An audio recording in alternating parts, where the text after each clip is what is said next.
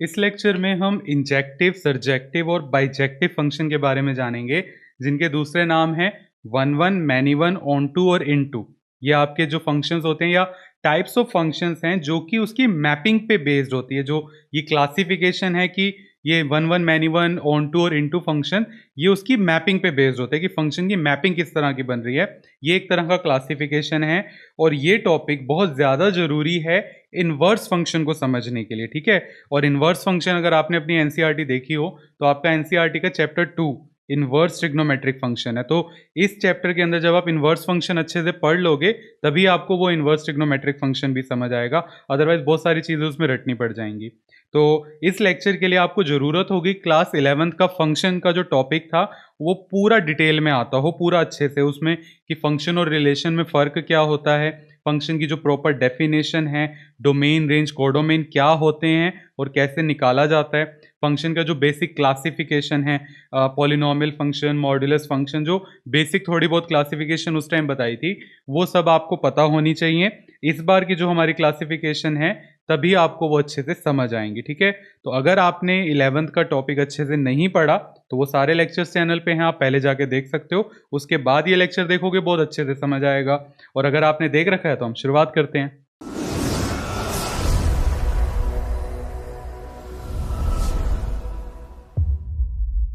जैसा कि आपको बताया कि जो क्लासिफिकेशन इस बार है वो मैपिंग पे बेस्ड है कि फंक्शंस में जो एलिमेंट्स का आपस में रिलेशन बन रहा है उसमें वो किस तरह से बन रहा है, उनकी मैपिंग किस तरह से बनी है, इस पे बेस्ड ये क्लासिफिकेशन है, ठीक है। तो 4 तरह के फंक्शंस के बारे में आप पढ़ोगे। अच्छा, कंफ्यूज ना होना कि कई बार मेरे मुंह से रिलेशन वर्ड निकल जाता है, क्योंकि आप जानते हो कि फंक्शन जो है रिलेशन का ही सबसेट है, एक तरह से रिलेशन का एक स्पेशल केस होता है। तो आदत होती है, मैं जब भी इसको यूज करता हूँ कई बार रिलेशन बोल देते हैं, फंक्शन वैसे इसका एक तरह से हमने एक स्पेशल नाम दिया था, एक स्पेशल वे डिस्क्राइब करा था और आपको अच्छे से उस टाइम बताया था कि क्यों हमें फंक्शन की जरूरत पड़ी। ये चीजें हम डिस्कस कर चुके हैं। बैक करते हैं। तो 4 तरह की क्लासिफिकेशन है मैपिंग पे बेस्ड, दो दो करके हम उसको डिस्कस करते हैं क्योंकि ये पेयर्स में ही है आपकी क्लासिफिकेशन। मैंने यहाँ पे 2 सेट्स लिए हैं, ए और बी, और 2 एरो डायग्राम्स उसके लिए तैयार रखे हैं। दोनों में जो मैपिंग होगी वो फंक्शन की ए टू बी तक होगी, इस वाले में भी ए टू बी होगी मैपिंग, ठीक है। दोनों में ए टू बी मैपिंग होगी। अब आप देखना, जो आपके A B C D E हैं, ये 5 एलिमेंट्स हैं। ऊपर वाले एरो डायग्राम और नीचे वाले एरो डायग्राम दोनों के अंदर मैं अलग अलग तरह से इनका रिलेशन बनाऊंगा। अब जरा देखो ध्यान से और देखो क्या फर्क है, फिर मैं डिस्कस करता हूं। पहले मैं बना दूं।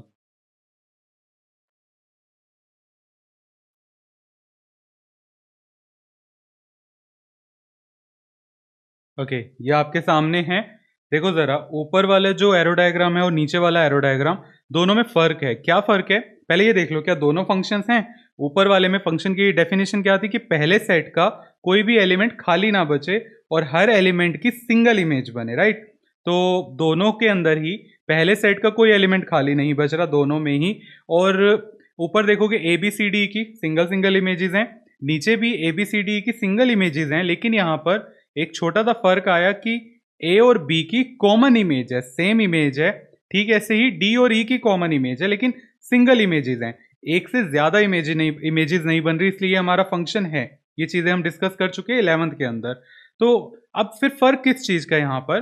फर्क ये है कि ऊपर हमारे जो एलिमेंट्स हैं लेफ्ट हैंड साइड वाले सेट के, वो राइट हैंड साइड वाले सेट के सिंगल सिंगल एलिमेंट्स के साथ रिलेशन बना रहे हैं, या यूं कह लो उनकी यूनिक इमेजेस हैं, कि एक सिंगल इमेज है या कॉमन इमेज नहीं, आप जैसे कहना चाहो कह सकते हो। नीचे वाले सेट में एक से ज्यादा एलिमेंट्स की कॉमन इमेज आ रही है, जैसे ए बी की इमेज 2 है, डी और ई की इमेज 5 है, कॉमन इमेज है, ठीक है।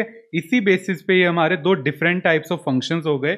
जो ऊपर वाला है जिसमें हर एलिमेंट की एक यूनिक इमेज है, डिफरेंट इमेज है, इस टाइप के फंक्शन को कहा जाता है वन वन फंक्शन, ठीक। और वैसे ही नीचे वाले में जिसमें एक से ज्यादा की एक सिंगल इमेज है उसको मैनी वन कहते हैं। अब नाम से भी आपको आइडिया लग रहा होगा, मैनी वन। मैनी वन का मतलब यहां पर एक से ज्यादा का एक इमेज होगी, मैनी वन।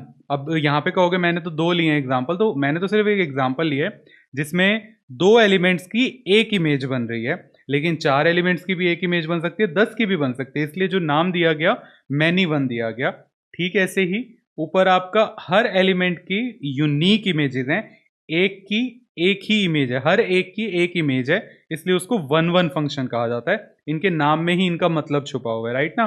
तो वन वन और मैनी वन फंक्शन। अब इनकी खासियत ये है कि इन दोनों में से कोई एक ही पॉसिबल हो सकता है एक टाइम पे। आप खुद सोचो, अगर कोई फंक्शन वन वन नहीं है, मतलब कि उसमें एक एलिमेंट के, मतलब जितने भी लेफ्ट हैंड साइड वाले एलिमेंट्स हैं उनकी यूनिक इमेजेस नहीं बन रही, तो ऑब्वियसली वो मैनी वन है।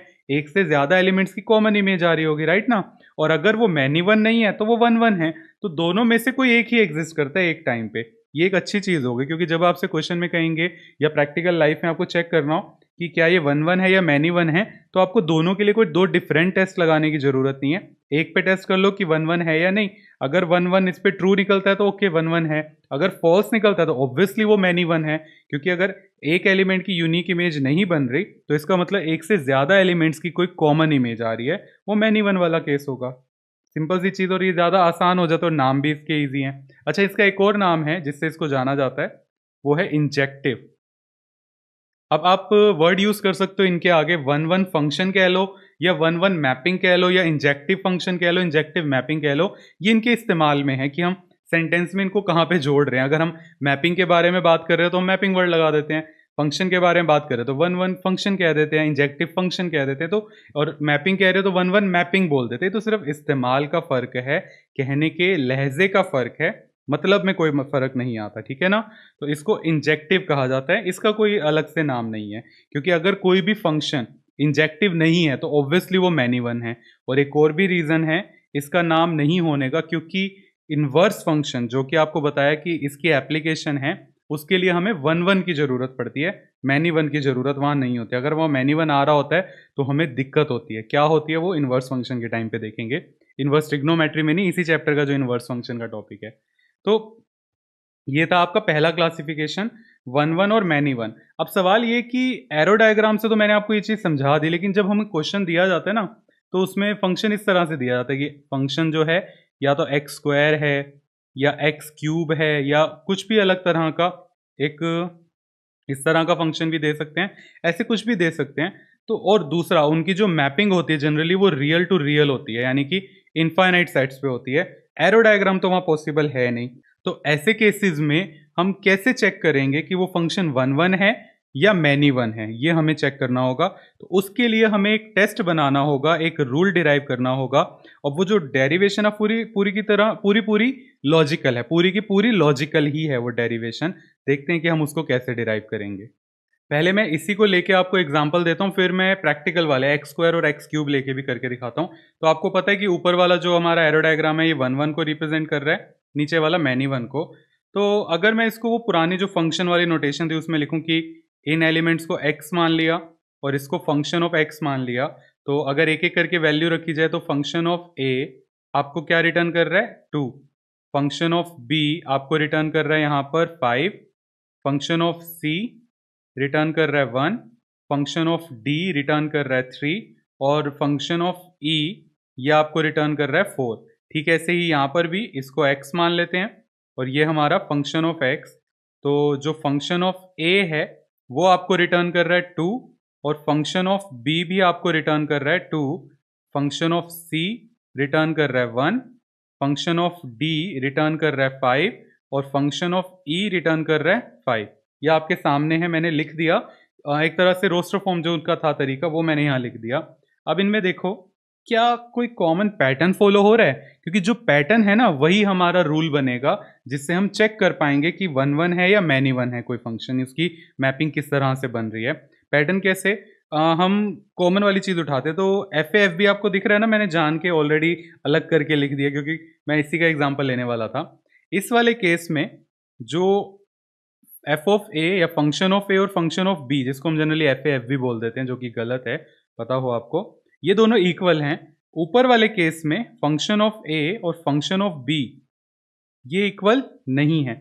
एक पहली ऑब्जर्वेशन मुझे ये मिली। उसके अलावा यहां पर जो ए और बी हैं वो दोनों ही दो डिफरेंट वैल्यूज हैं, राइट ना, क्योंकि ए अपने आप में कोई अलग वैल्यू होगी, बी अपने आप में कोई अलग वैल्यू होगी। दोनों का एक कॉमन इमेज आ रही है, दोनों का एक कॉमन आंसर आ रहा है 2। ठीक है, तो मुझे यहां से एक जो ओवरऑल रिजल्ट मिला कि एफ ऑफ ए या फंक्शन ऑफ ए और फंक्शन ऑफ बी अगर इक्वल हैं तो ए और बी इक्वल नहीं होते यहाँ पर। अब यही सेम चीज़ आप यहाँ पे भी देख सकते हो, यहाँ पे भी वैलिड है कि function of D function of E के इक्वल है, लेकिन डी और ई दो डिफरेंट वैल्यूज हैं। अब आप इसको किसी भी वेरिएबल की टर्म्स में ले सकते हो, मैंने ए बी की टर्म्स में ले लिया ताकि हम आगे यूज भी कर पाएं। अच्छा, यहाँ पर भी यही है कि ए और बी इक्वल नहीं है, यहाँ पे भी तो वही सेम मतलब हुआ ना। अब दोनों में ये हमारा बन गया यहाँ पे 1-1 वाली सिचुएशन। अब देखो 1-1 में क्या हो रहा है कि चाहे एफ ऑफ ए ले लो या एफ ऑफ बी ले लो, कुछ भी ले लो, लाइक मैंने उठाया फंक्शन ऑफ डी और फंक्शन ऑफ ई, अगर ये दोनों इक्वल नहीं है तो डी और ई भी इक्वल नहीं है। यानी कि दो चीजें एक साथ आपको दिख रही है यहाँ पे कि अगर डी ई बराबर नहीं है तो उनकी फंक्शन पे आने वाली वैल्यूज भी बराबर नहीं है। लेकिन मैनी वन के अंदर अगर डी ई बराबर नहीं है तो हो सकता है कि उनकी फंक्शन पे आने वाली वैल्यू बराबर हो, ऐसा मैनी वन के अंदर होता है। ये एक मुझे ऑब्जर्वेशन मिली। अब सारा खेल ये है कि आखिर इस ऑब्जर्वेशन का इस्तेमाल कैसे किया जाए, कैसे हम इसका इस्तेमाल करें। तो ये हो गया ना। अब एक बार प्रैक्टिकल एग्जांपल लेते हैं, मतलब प्रॉपर एक एग्जांपल ले लेता हूँ एक्स स्क्वायर और एक्स क्यूब का, उससे इसी रिजल्ट को बनाते हैं और वहां पे अच्छे से समझते हैं कि कैसे हम इसका इस्तेमाल करेंगे। ठीक है, मैं पहले उसके लिए तैयार करता हूँ दो एरो डायग्राम्स। ओके, तो मैंने यहाँ पे ये दो एरो डायग्राम्स बना दिए, दोनों में सेट ए और सेट बी ले लिया, जो डेफिनेशन में लेने जा रहा हूँ उनके अकॉर्डिंग उनमें वैल्यूज भी ले ली। तो इसके लिए डेफिनेशन ले लेते हैं x cube, function of x is equal to x cube, और नीचे वाले केस के लिए मैं एक्स स्क्वायर ले लेता हूँ। तो जो आपको ध्यान होगा ये हमारा x होता है और ये फंक्शन ऑफ x को रिप्रेजेंट करता है। ठीक है, ऐसे ही ये x और ये फंक्शन ऑफ x। यहाँ पे ज़रा इनके एरो डायग्राम को कंप्लीट करें, इसमें रिलेशन बनाएं हम कि किसका कैसे बन रहा है। तो 0 का क्यूब 0 होता है, 1 का क्यूब 1 हुआ, 2 का क्यूब 8 हुआ, -1 का -1 हुआ और -2 का -8 हुआ। तो आपको दिख रहा है जो ये वाला हमारा बना रिलेशन या फंक्शन, क्योंकि उसी का स्पेशल केस ही फंक्शन होता है, जो ये वाला फंक्शन बना ये 1-1 फंक्शन है, क्योंकि लेफ्ट वाले सेट के हर एलिमेंट की यूनिक इमेज है, किन्हीं भी दो एलिमेंट्स की या दो से एक से ज्यादा एलिमेंट्स की कॉमन इमेज नहीं है। दिस इज 1-1, ये हमारा 1-1 है। ठीक है, ऐसे ही अब जरा नीचे स्क्वायर वाले डेफिनेशन के अकॉर्डिंग अगर चलें तो 0 का स्क्वायर 0, 1 का स्क्वायर 1, 2 का स्क्वायर 4, -1 का स्क्वायर अगेन 1 एंड -2 का स्क्वायर 4। देखा यहाँ पे क्या हुआ कि यहाँ पे लेफ्ट वाले सेट के जो दो एलिमेंट्स थे हमारे, -1 और 1 और -2 और 2, इनकी कॉमन इमेज आई, तो ये मैनी वन वाली सिचुएशन हो गई। This is many one. ये आपके सामने 1-1 और मैनी वन के एग्जाम्पल हो गए। अब हमें एक ऐसा रिलेशन इनमें से निकालना है जिनका इस्तेमाल करके जो इनफाइनाइट सेट हमें दिए जाते हैं उन पे मैं वर्क कर पाऊँ, ताकि एरो डायग्राम बनाने की नीड खत्म हो जाए। बेसिकली हमें वो करना, तो एक बीच में इनकी कोई कॉमन खासियत, जैसे मैंने ऊपर आधा निकाल दिया था ना, वैसा ही कुछ यहाँ पे हमें निकालना है या वही चीज़ निकालनी है। देखिए क्या मिलेगा। तो अगर मैं लिखूँ यहाँ पे कोई भी उठा लेते हैं, मैं अपनी तरफ से एग्जाम्पल लेता हूँ। लेट्स से कि एफ फंक्शन ऑफ 2 हमारा कितना है, इसमें 8 है, राइट, एंड फंक्शन ऑफ -2 -8 है।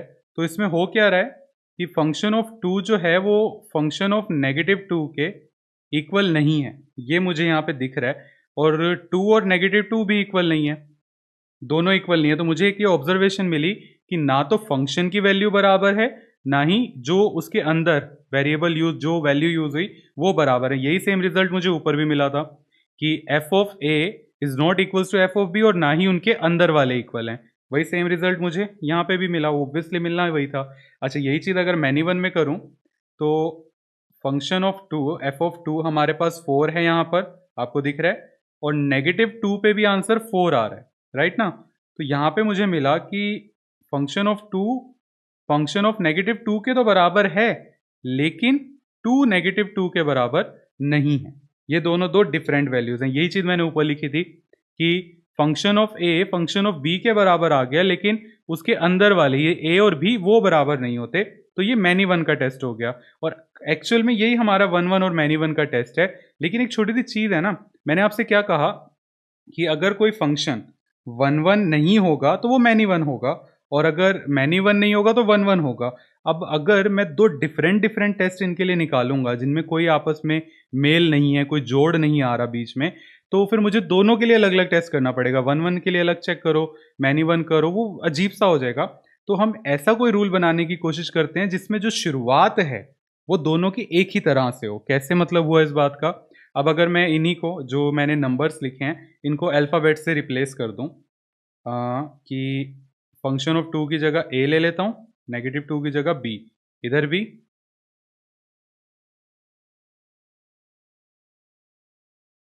यहाँ a और यहाँ पर b, तो मुझे रिलेशन ये मिला कि a b के इक्वल नहीं होता, 1 के अंदर भी और मैनी 1 के अंदर भी, दोनों में नहीं होता।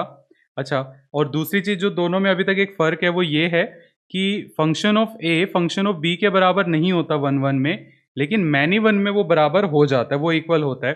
तो हम क्या करेंगे, इस डेफिनेशन को, जो ये वाली डेफिनेशन है, इसको एक दूसरे तरीके से डिफाइन कर देते हैं, जिससे मैनी 1 से इसका एक रिश्ता बन जाए और हम आगे इस पे वर्क कर पाएँ। क्या मतलब हुआ इसका? देखो ज़रा।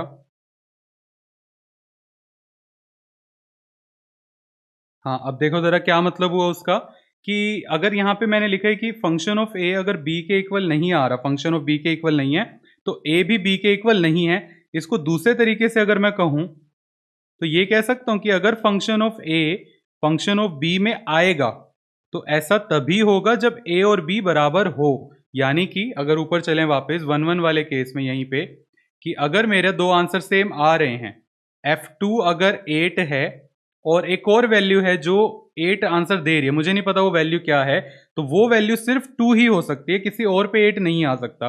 क्योंकि अगर किसी और पे 8 आ रहा होगा, तो फिर वो आपका 1 थोड़ी ना रहेगा, क्योंकि दो कॉमन वैल्यूज होगी ना, जैसे यहाँ हो रहा था कि अगर f2 4 है और -2 भी 4 है, अगर इसको मैं यहाँ लिख के दिखाऊं, f2 अगर 4 है और कौन सी वैल्यू हो, अगर उस पर भी हमारा 4 आए, अगर वो वैल्यू 2 के अलावा कुछ और नंबर हुआ, तो ऐसा तभी हो सकता है जब वो मैनी 1 हो, जैसा कि यहां हो रहा है कि -2 आ रहा है हमारा, तो ऐसा कब हो रहा है, जब वो मैनी 1 है। लेकिन अगर वो 1 है, तो f2 की वैल्यू अगर 8 है, तो ऐसा कोई दूसरा नंबर जिस पे 8 आ रहा हो वो और कोई नंबर हो ही नहीं सकता, उसको 2 ही होना पड़ेगा, तभी वो 1 रहेगा, अदरवाइज वो 1 नहीं रहेगा, वो मैनी 1 हो जाएगा। तो हमने जो ये वाली डेफिनेशन थी ना, जो नोट की फॉर्म में थी कि ये भी नहीं है ये भी नहीं है, उसको उल्टा कर दिया। हमने कहा जी अगर एफ ए एफ बी के इक्वल होगा, तो ए और बी भी इक्वल होगा। ठीक है, अब इसका बेनिफिट क्या हुआ, क्यों मैंने जबरदस्ती ये करा, क्यों मैंने इसी को और इसी को नहीं ले लिया, उसका बेनिफिट बताता हूं। अब अगर इसको मैं हटा दूं यहां से और ये वाली डेफिनेशन सिर्फ लेके ऊपर आऊं, तो अब देखो 1 मैनी 1 की शुरुआत के लिए मुझे एक रूल मिल गया। कैसे रूल? कि दोनों की शुरुआत इसी बात से हो रही है कि f of A f of B के इक्वल है, दोनों के टेस्ट की शुरुआत f of A f of B के इक्वल है। अगर मुझे रिजल्ट मिले उसको सॉल्व करके कि ए बी के बराबर आ रहा है, तो मैं कह दूंगा ऐसा सिर्फ 1 में हो सकता है, क्योंकि अगर f of A f of B के इक्वल है और ए और बी भी इक्वल है, दैट मीन्स वो 1 की सिचुएशन है। लेकिन अगर ए बी के इक्वल नहीं है, तो वो मैनी 1 की सिचुएशन है। अब इसका इस्तेमाल कैसे करेंगे, क्योंकि आई नो कि जो मैंने अभी बोला वो कच्चा पक्का आया आपको, मैं अच्छे से जानता हूँ, क्योंकि जो थ्योरी मैं आपको ये बता रहा हूँ आप अभी इसके लिए तैयार नहीं हो, ये बहुत थ्योरी ओवर है। एंड मैं पहले भी कहता आया हूँ कि जो डिज़ाइन है ना सिलेबस का आपका, वो आपको इस थ्योरी के लिए बचपन से तैयार नहीं करता, इसलिए एकदम से 11th में इतनी थ्योरी आती है और फिर 12th में भी आ जाती है, तो वो एकदम से हजम नहीं हो पाती, ये दिक्कत आ जाती है, आई नो दैट। तो कोई नहीं, एग्जांपल्स लेते हैं और लेते हैं। अगर आपको इस लेक्चर के बाद भी नहीं आता, कमेंट्स में बताओ, मैं कोई और तरीका सोचूंगा, माइंड लगाऊंगा कि और क्या तरीका हो सकता है, तो उससे आपको ये चीज़ एक्सप्लेन करने की कोशिश करूंगा। और जब तक आपको नहीं समझ आएगा, मैं भी पीछे नहीं हटने वाला, मुझे तो मज़ा आता है नए नए तरीके ढूंढने में। तो अब मैं आपको इसका इस्तेमाल करके दिखाता हूँ। जैसे कि अ, मेरे पास एक फंक्शन हो गया स्क्वायर, ठीक है, और एक हो गया क्यूब, जो मैंने अभी ऊपर एग्जांपल लिया। थोड़ी देर के लिए हम भूल जाते हैं कि कौन 1 था कौन मैनी 1 था, मैं नहीं जानता, हम चेक करेंगे जो ऊपर रिजल्ट निकाला उससे। तो कैसे शुरुआत करेंगे, हम कहेंगे जी let f of A f of B के बराबर है, दोनों की शुरुआत हम ऐसे ही करेंगे, दोनों में कहेंगे f of A f of B के बराबर है। तो रखा इसके अंदर, ये बन जाएगा A square is equals to B square, ये बन गया A cube is equals to B cube. ठीक है, यहां पर जब आप स्क्वायर रूट करोगे दोनों तरफ, तो आप जानते हो जब स्क्वायर रूट करते हो तो क्या आता है, प्लस माइनस भी आता है। और वैसे ही यहां पे जब क्यूब रूट करोगे तो क्या आएगा, प्लस माइनस नहीं आता। क्यों?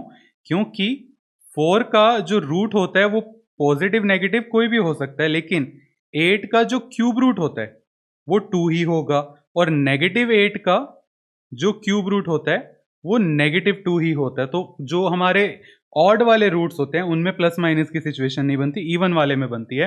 तो अब देखो ज़रा क्या रिजल्ट बना, क्या मुझे यहाँ से मिला। डेफिनेशन के हिसाब से देखो, यहाँ पे मैंने शुरुआत करी कि f of A f of B के बराबर है। इसने मुझे रिजल्ट दिया कि देखो जी ए भी बी के बराबर आ गया, अपने आप आया, मैंने तो सिर्फ मैथ्स का रूल लगाया। और अगर ये दोनों केसेस एक साथ एग्जिस्ट करते हैं, ऐसा किस केस में होता है, 1 1 में। और एक्स क्यूब वाले का जो रिजल्ट था वो क्या था, ये रहा आपके सामने, क्या था ये हमारा 1 1 था ना। तो जो मैंने यहाँ एरो डायग्राम से करा ना, उसी को थ्योरी में कन्वर्ट कर दिया, और ये वाला रूल बनाने का ये फायदा रहा। और यहाँ पे देखो जरा, ए डायरेक्टली बी के इक्वल नहीं आया, प्लस माइनस दोनों बी के बराबर है। तो ये इस बात को बताता है कि ये मैनी वन वाली सिचुएशन है, क्योंकि पॉजिटिव नेगेटिव दो के साथ वो रिलेशन बना रहा होगा। +2 और -2 दोनों के साथ कॉमन रिलेशन बना रहा है ना। तो ये मुझे पता चला यहाँ पे कि दिस इज मैनी वन और ये वाला 1 1। इसलिए मैंने थोड़ा सा उस डेफिनेशन को जो यहाँ लिखी थी ना, नॉट वाली जो सिचुएशन थी, उसमें से नॉट हटा दिया, जानबूझ के ऐसी सिचुएशन बनाई ताकि मुझे दोनों की शुरुआत एक ही तरीके से मिले और जो आखिरी रिजल्ट मिले उससे मैं जज कर लूँ कि वो 1 1 है या मैनी वन है। ये सारा खेल था इसके अंदर। आई होप आपको क्लियर होगा कि 1 1 मैनी वन होता क्या है और कैसे हम इसका टेस्ट करते हैं। यही इसके टेस्ट करने का रूल है, f A is equals to f B लो। अगर ए और बी इक्वल आ गया तो 1 1, नहीं आया तो मैनी वन, सीधी सी चीज़। आपको ज़्यादा मेहनत भी नहीं करनी। 1 1 का दूसरा नाम याद रखना, क्योंकि एग्जाम में या प्रैक्टिकल लाइफ में कई बार हमारे सामने आते कि ये इंजेक्टिव है या नहीं, फंक्शन चेक करो। तो मतलब यही होता है। क्यों प्रैक्टिकल लाइफ में आता है, क्योंकि इनवर्स फंक्शन इसी पे बेस्ड है। इनवर्स फंक्शन ही आपका अगला लेवल है। जो पिछले साल ट्रिगो पढ़ी है ना, इस साल उसका इनवर्स पढ़ना है। तो इनवर्स पढ़ने के लिए पहले आपको जानना पड़ेगा कि आखिर फंक्शंस क्या होते हैं इनवर्स वाले। जैसे पिछले साल फंक्शन जाना था, तो ट्रिग्नोमेट्रिक फंक्शंस में और ज़्यादा नई चीज़ें आपको सीखने को मिली। वही चीज़ यहाँ पे भी होगी। लेकिन आप जानते हो 11th की ट्रिगो भी जो थी, ट्रिग्नोमेट्री थी, बिना फंक्शन चैप्टर के वो भी आराम से की जा सकती थी। कुछ छोटे मोटे पॉइंट्स रटने पड़ते। वही इस साल भी, अगर इन्वर्स फंक्शन अच्छे से नहीं करोगे, थोड़ा बहुत पॉइंट रट के इन्वर्स ट्रिग्नोमेट्रिक फंक्शन भी हो जाएगा। लेकिन हमने तो ये ठाना है ना कि रटना कुछ नहीं है, हर चीज़ अच्छे से करेंगे तो करेंगे। ये हो गया आपका 1 1 और मैनी वन। तो एक छोटा सा क्वेश्चन ले लेता हूँ ताकि बोर ना हो जाओ, फिर अगले वाले टॉपिक पे चलते हैं, जो बाकी की दो हमारे डिफरेंट जो टाइप्स ऑफ फंक्शन है उस पर चलते हैं। क्वेश्चन मैं ले रहा हूँ थर्ड, मेरी बुकलेट का ही। आपको लिंक डिस्क्रिप्शन में मिल गया होगा, अभी तक डाउनलोड आपने कर ली होगी तो अच्छी चीज़, नहीं करे तो कर लो जाके। ये थर्ड क्वेश्चन ले रहा हूँ, इसको शीट पे कॉपी करते हैं। आपके सामने अब यहाँ पर उन्होंने क्या कहा, let a is equals to 1 2 3, b 4 5 6 7। कह रहे एक फंक्शन है, ये पूरा हमें दिया है, b a function from a to b. Okay, जो मैपिंग है इस फंक्शन की वो ए टू बी है, और हमें शो करना है कि ये जो फंक्शन है वो 1 1 है, ये हमें शो करके दिखाना है। तो यहाँ पर जो मैंने ये रूल बनाया ऊपर, f of A f of b वाला, इसकी ज़रूरत तो नहीं है, क्योंकि इसकी ज़रूरत तब पड़ेगी जब इनफाइनाइट वाले हमारे सेट्स हों। यहाँ तो 1 2 3 4 5 6 7 फाइनाइट सेट्स हैं। ये तो हम एरो डायग्राम से आराम से जज करके दिखा सकते हैं या फिर रिप्रेजेंट करके दिखा सकते हैं अपने आंसर में। तो फटाफट मैं यहाँ पे दो इलिप्स बनाता हूँ एरो डायग्राम के लिए। ये आपके सामने सेट ए, सेट बी, इसके अंदर एलिमेंट्स हैं 1 2 और 3, इसके अंदर हैं 4 5 6 7। जो डेफिनेशन है, 1 का 4 से रिलेशन बन रहा है, 2 का 5 से, 3 का 6 से। तो आपके सामने है, ये कौन सा केस हुआ, 1 1 का केस हुआ, क्योंकि लेफ्ट वाले सेट के हर एलिमेंट की यूनिक इमेज है। ठीक है ना, सबकी यूनिक इमेज है, किसी की भी कॉमन इमेज नहीं आ रही, तो ये 1 1 है। जो लाइन मैंने बोली अब इसी को यहाँ पे लिख दो, as all elements of set A have unique images in set B, therefore it is 1 1। ये हमारा 1 1 हो गया। प्रूफ के लिए एक तो लाइन भी लिख दी हमने एक्सप्लेनेशन देने के लिए, और एरो डायग्राम भी बना दिया, ये इसके लिए हो गया। जब एरो डायग्राम नहीं बनेगा तो हम वो एफ ए एफ बी वाला या function of a function of b वाला ये रूल अप्लाई करेंगे। ठीक है ना, ऐसे क्वेश्चन भी इसी लेक्चर में मैं अभी आगे लूँगा। तो अब हम चलते हैं अपने अगले टाइप ऑफ फंक्शंस पे, कि बचे हुए दो टाइप ऑफ फंक्शंस क्या हैं। उनको कहा जाता है ऑन टू और इन टू फंक्शंस, वो भी मैपिंग पे बेस्ड हैं। तो मैं एक बार उसके लिए दो एरो डायग्राम्स बना दूं ताकि आपको वो एक्सप्लेन कर सकूं।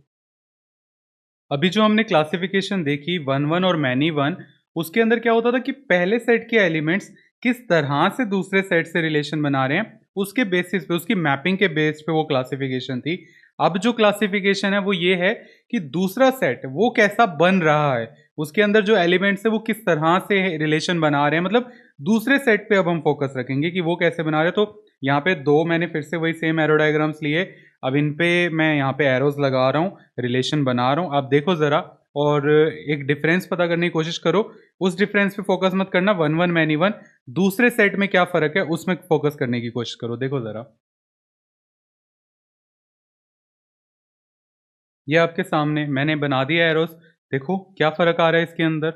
यहाँ पर जो हमारा पहले वाला सेट है वो क्या वन वन मैनी वन है, मैनी वन है। नीचे वाला भी मैनी वन है। और मैंने आपसे कहा ना, इस बात पे थोड़ी देर के लिए फोकस मत करो कि वन वन है या मैनी वन, दूसरे सेट को देखो। तो दोनों में अगर आप फर्क देखोगे तो फर्क ये है कि इस वाले सेट के अंदर, नीचे वाले सेट में, फोर के साथ किसी एलिमेंट का रिलेशन नहीं बन रहा, या यूं कह लो फोर किसी की भी इमेज नहीं है। यहाँ पे दूसरे सेट के अंदर एलिमेंट खाली बच रहा है। अब उस एलिमेंट के बचने की वजह से वो फंक्शन तो रहता है, कोई फर्क नहीं पड़ता, लेकिन एक अलग तरह का फंक्शन हो जाता है जिसका इस्तेमाल अलग तरह का होता है। लेकिन ऊपर कोई भी एलिमेंट खाली नहीं बच रहा। अब यहाँ पे क्या हुआ, देखो पहले सेट का कोई भी एलिमेंट कभी भी खाली नहीं बचता, चाहे वो हमारा किसी भी तरह का फंक्शन हो, फर्क नहीं पड़ता। लेकिन दूसरे सेट में बच भी जाता है खाली और नहीं भी बचता। इसीलिए तो जो डेफिनेशन दी थी रेंज की, वो क्या डेफिनेशन दी थी कि जो रेंज होती है वो कोडोमेन का या तो सबसेट होता है या फिर इक्वल होता है, यानी कि वो उसके बराबर भी आ सकता है और उसका सबसेट भी हो सकता है। तो जैसे ऊपर वाले केस में यहां पर जो इसकी रेंज है वो कोडोमेन के बराबर आ रही है, और नीचे वाले यहां वाले केस में जो रेंज है वो कोडोमेन का सबसेट है। तो ये हमारे दो अलग तरह के क्लासिफिकेशन हुए, और इनके नाम क्या हैं। जब पूरा का पूरा दूसरा सेट, उसके सारे एलिमेंट्स कवर हो जाते हैं, तो उस रिलेशन को या उस मैपिंग को कहा जाता है ऑन टू। ऑन टू नाम से पता चल रहा है ना, उसके ऊपर बन गया। तो उसी तरह से यहाँ पे कुछ एलिमेंट्स खाली बच रहे हैं ना, तो इस तरह की मैपिंग को कहा जाता है या इस तरह के फंक्शन को कहा जाता है इनटू। ऑन टू और इनटू, ये इनके दो अलग टाइप के फंक्शन जो इस बात पे बेस्ड हैं कि दूसरे वाला जो सेट है उसके अंदर जो एलिमेंट्स हैं वो किस तरह का बिहेव कर रहे हैं, वो मतलब किस तरह से बन रहे हैं पहले वाले सेट के साथ। तो अगर आपकी रेंज कोडोमेन के बराबर आ रही है, यानी कि दूसरे सेट का कोई भी एलिमेंट खाली नहीं बच रहा, उसको कह दिया जाता है ऑन टू। जैसा कि दिख रहा है कि सारे के सारे एलिमेंट उसके ऊपर बन रहे हैं ऑन टू, अगर आप हिंदी में इसको ट्रांसलेट करो ऑन टू वर्ड को। और जो ये वाले केस में ये सारे एलिमेंट्स उसके अंदर, इस वाले सेट के अंदर रिलेशन बना रहे हैं, सभी एलिमेंट्स के साथ नहीं बना रहे। तो यहाँ पे जो रेंज है, रेंज में सिर्फ 1 2 3 होगा, लेकिन कोडोमेन पूरे वाला ये पार्ट होगा। तो रेंज कोडोमेन का सबसेट हुई यहाँ पर, और इधर रेंज और कोडोमेन दोनों इक्वल हुए। ये आपके दूसरे टाइप के फंक्शंस हो गए। तो अब हमने पढ़ लिए चार तरह के फंक्शन या चार तरह की मैपिंग। कहा ना, जैसे इस्तेमाल करते हो उसके हिसाब से आप कह देते हो। इसे कहने के लहजे में फर्क है कि मैपिंग कह लो या फंक्शंस कह लो। वन वन मैनी वन वो हो गया। दूसरा ऑन टू इंटू, और देखा आपने ऑन टू इंटू भी एक साथ ही हैं, क्योंकि अगर कोई फंक्शन ऑन टू नहीं है तो ऑब्वियसली वो इंटू है। अगर रेंज कोडोमेन के बराबर नहीं है तो ऑब्वियसली वो उसका सबसेट होगी, और अगर रेंज उसका सबसेट है तो वो उसके बराबर नहीं है। तो यानी कि इनमें से भी कोई एक ही एक टाइम पे एग्जिस्ट करेगा। जैसे वन वन मैनी वन में कोई एक एग्जिस्ट कर सकता है, वैसे ऑन टू इंटू में भी कोई एक एग्जिस्ट कर सकता है। अब वन वन का नाम था ना इंजेक्टिव, वैसे ही ऑन टू का नाम है सरजेक्टिव। और आपको आइडिया लग गया होगा जब मैंने पीछे बोला था कि वन वन को इसलिए नाम दिया गया क्योंकि वन वन का इस्तेमाल हमें करना है आगे इनवर्स फंक्शन में। वही रीजन है ऑन टू का इस्तेमाल हमें आगे करना है। और वैसे भी जब हमने कह दिया ऑन टू को सरजेक्टिव, तो नॉट सरजेक्टिव का मतलब यही तो हो गया कि वो इनटू है, तो उसको अलग से नाम देने की कोई खास नीड भी नहीं थी वैसे भी, राइट ना। तो ये आपके चार तरह के क्लासिफिकेशन, चार तरह की मैपिंग्स हो गई फंक्शन पे बेस्ड। अब आपको आइडिया भी लग गया होगा कि जो भी क्वेश्चन हमें ऑन टू इनटू चेक करने वाला होगा, वहाँ पे हमें फिर किस बात का ध्यान रखना पड़ेगा कि उसकी रेंज कैसे निकाली जाए, क्योंकि कोडोमेन तो हम पता कर लेंगे। अब जैसे ऊपर वाला क्वेश्चन था जो मैंने अभी लिया था, ये वाला, यहाँ पे अब आप देखो क्या ये ऑन टू है या इनटू है। इसके अंदर जो इसका कोडोमेन है वो पूरा का पूरा ये सेट है, लेकिन रेंज 4 5 6 है। तो जो रेंज है कोडोमेन का सबसेट है, इसलिए ये वाला जो केस हुआ वो इनटू का केस हुआ। एक चीज देखिए आपने, जब मैं ऑन टू इनटू का चेक कर रहा था, मैंने एक बार भी कहा वन वन मैनी वन? नहीं ना, क्योंकि वन वन मैनी वन अलग हो गया, ऑन टू इनटू अलग हो गया, ये दोनों एक दूसरे पे कोई इंपैक्ट नहीं डालते, लेकिन इनका एक साथ में आना वो कहलाता है बाइजेक्टिव फंक्शन। कौन से वाला? अगर कोई फंक्शन हमारा वन वन है साथ ही साथ ऑन टू है, अगर दोनों हैं, उस तरह के फंक्शन को कहा जाता है बाइजेक्टिव। वन वन का जो दूसरा नाम था इंजेक्टिव